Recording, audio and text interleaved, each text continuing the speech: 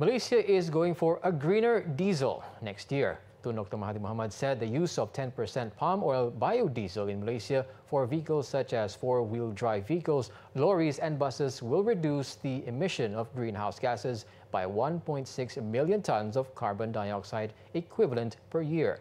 The Prime Minister said this today when launching the B10 biodiesel program in Putrajaya that will see the fuel comprising 10% palm oil biodiesel and 90% fossil diesel used by all types of diesel vehicles in the transportation sector beginning February 1st, 2019. Saya juga mengharapkan program biodiesel ini diberikan perhatian serius dalam dasar otomotif kebangsaan yang sedang dirangka oleh Kementerian Perdagangan Antarabangsa dan Industri (MITI) pada ketika ini.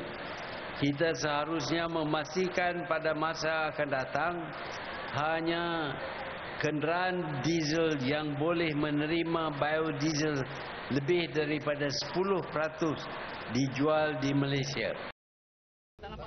The Premier added the country's biodiesel program would also help the country to achieve its low-carbon mobility objective as outlined in the 11th Malaysia Plan.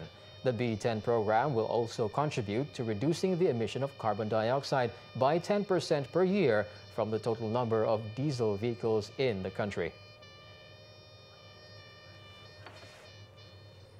Meanwhile, Primary Industries Minister Teresa Kok said the B10 biodiesel program, which is being implemented in stages since December 1st, will take some time before it can be made mandatory.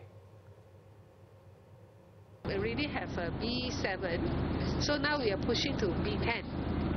So like today, we got the news from Shell.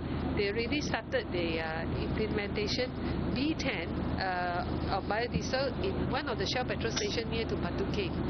So this is good news because it takes some time for the petroleum companies to have B10 biodiesel to be supplied in all the petrol stations.